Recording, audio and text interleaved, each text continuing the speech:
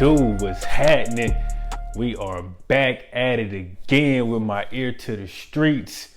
Today, we start our cryptocurrency series. And unless you've been under a rock, I'm sure you've heard of cryptocurrency at this point, because everybody and they damn mama talking about it.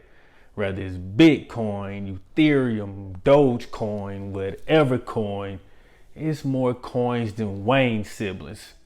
So I figured it was time we chop it up about it.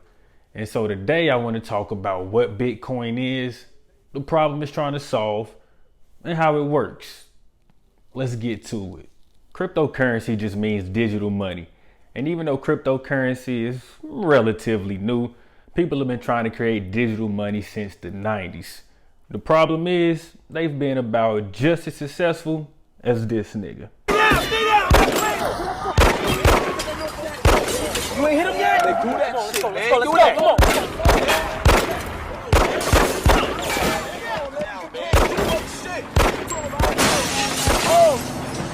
How the fuck you miss a whole 100 shots? Really understand why Bitcoin was so groundbreaking and why it caught on so much, you have to understand the fundamental problem it was trying to solve. And not only that, the problem that it uncovered. See, the first problem is what I like to refer to as the middleman problem. Right now, essentially all online payments either have to go through a bank or a credit card company. And you can believe that they're not doing this for free. Those processing fees add up like Whole Foods groceries. And even though there was earlier digital cash that could, solve the middleman problem, there was one key thing that they couldn't solve. And that's the double spending problem. See, double spending isn't quite an issue when it comes to cash because a bill, it can't be in two places at once and spent twice. And double spending isn't quite an issue when it comes to credit cards or online payments because now when you go to buy something, the store essentially asks the bank or the credit card companies if you have the money, and they either say, yeah, she good for it, or nah, he ain't even got it.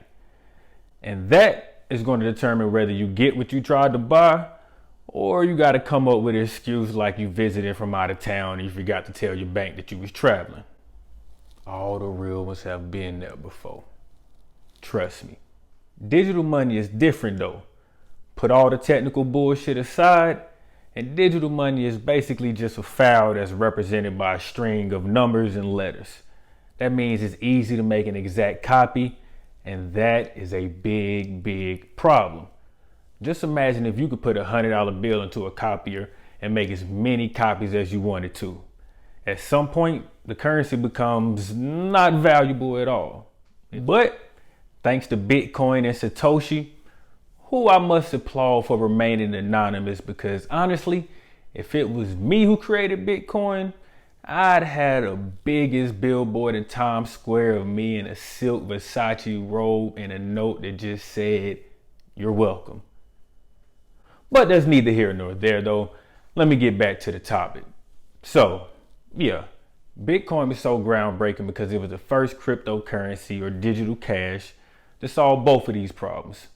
Took out the middleman, and it eliminated double spending by using what's called a blockchain. To really explain how blockchain works, let's use one of my favorite analogies. The club. See the people in line waiting in the club? Those are transactions. The actual club, that's the blockchain. And the bouncers, they're miners. Let's say every 10 minutes the bouncer calls up a group of people from the line, checks their ID to verify they're over 21, and then lets them in the club. That's basically how Bitcoin and the blockchain works. See, miners, they basically take transactions, verify that they're legit, and then add them to the blockchain. The blockchain is basically just a record of any Bitcoin transaction that's ever happened. Literally. It doesn't matter how small, it doesn't matter when, it doesn't matter from who. If any Bitcoin transaction has ever happened, it's on the blockchain. And that's a key point, because instead of your bank or your credit card company having to update your individual transactions, anytime anybody anywhere makes a Bitcoin transactions, every single person's records are updated at the same time. So let's suppose you somehow manage to duplicate your Bitcoin. You still won't be able to spend it. And let me show you how. Let's suppose you spend the first Bitcoin. Once that happens, everybody's records everywhere is going to show that you spent it. So now when you go to spend a duplicate Bitcoin, it won't go through because the blockchain has already shown that it's been spent. It's kind of like the bouncer catching your goofy ass with a fake ID and sending you home. And that's what makes Bitcoin decentralized. There's no one person, company, or government that controls it. It's a group effort from everybody around the world.